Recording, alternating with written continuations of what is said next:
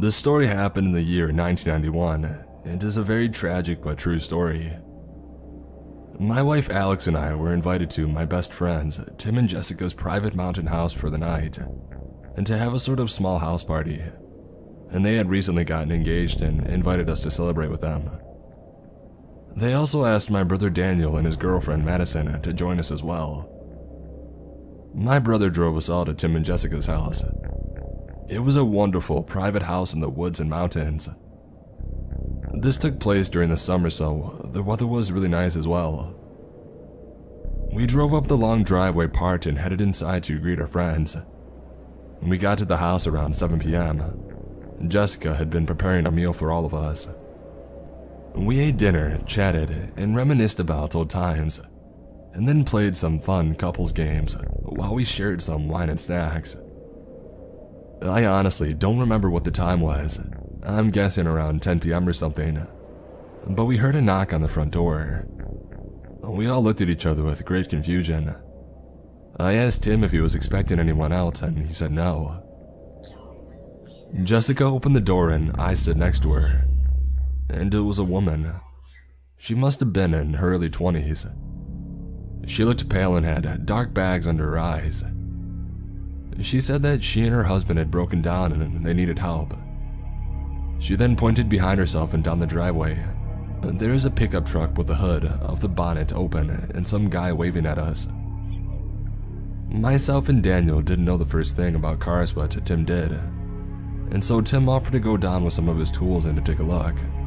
Meanwhile, the girl waited inside. She took a seat and the first thing she said was, "Do you have any food?" We all didn't say anything for a second, probably because of how weird and awkward the situation was. Jessica, being kind, said there was some leftover chicken that she could have. Jessica made her up a plate and handed it to the girl. She started to eat it so quickly, like she was starving or something. Each of us tried to make small talk with her, but she gave some vague answers though, and it didn't seem like she was interested in talking. I asked what she was doing out here and how they broke down, as I found it really odd that they got stranded right at the bottom of the driveway. She then said that me and my brother were on our way to go camping.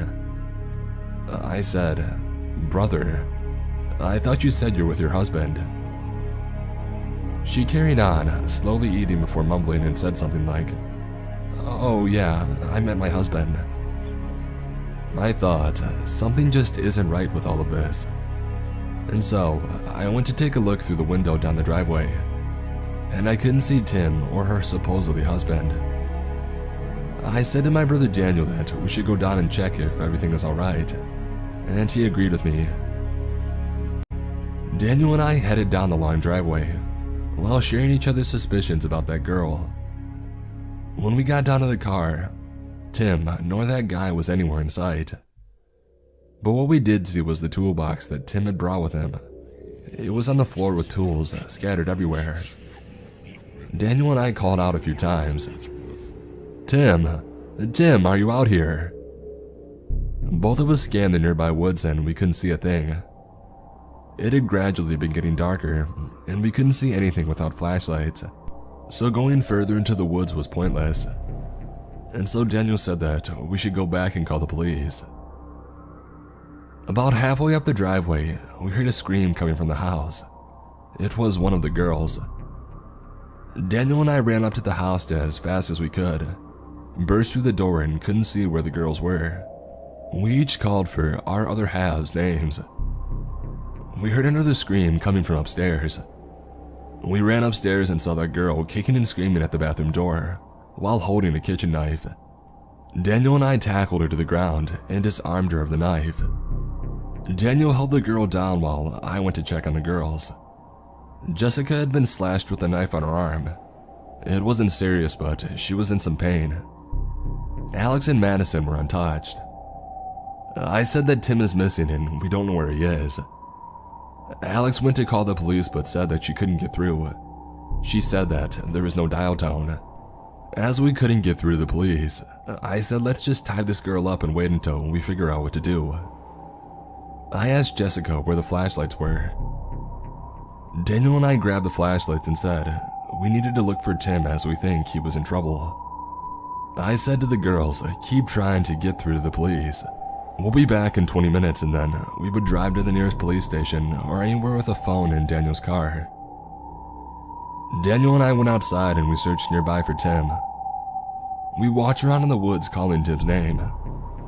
After some time of searching, we came across a telephone pole that had been chopped down. Someone must have done this on purpose, and that was the reason why we couldn't get through to the police. The line had been disconnected. We need to get back to the girls right now, I said to Daniel. We started running back towards the house, and then we heard something on the other side of the woods. It was what sounded like 2 gunshots. Daniel and I carried on running. Eventually, we got back to the bottom of the driveway, and were shocked to see that the pickup truck, along with the tools, were now gone. We didn't have time to ask questions as he wanted to get back to the house and to check the girls. When we returned to the house, it was empty and the girls were gone, and somehow, so was the girl who was tied up. We searched the entire house, the backyard, and again the nearby woods, and found no one or nothing at all. Me and Daniel got in our car and drove as fast as we could to the nearest police station, and we told the police everything that had happened. We waited at the police station for them to return. They came up with nothing, just like us. I'm gonna skip all the searching and warning because this story is depressing enough. This story has haunted me my whole life. I don't know what happened that night, who those people were, or where my wife or the others had gone missing to. My brother and I remain close and still do to this day.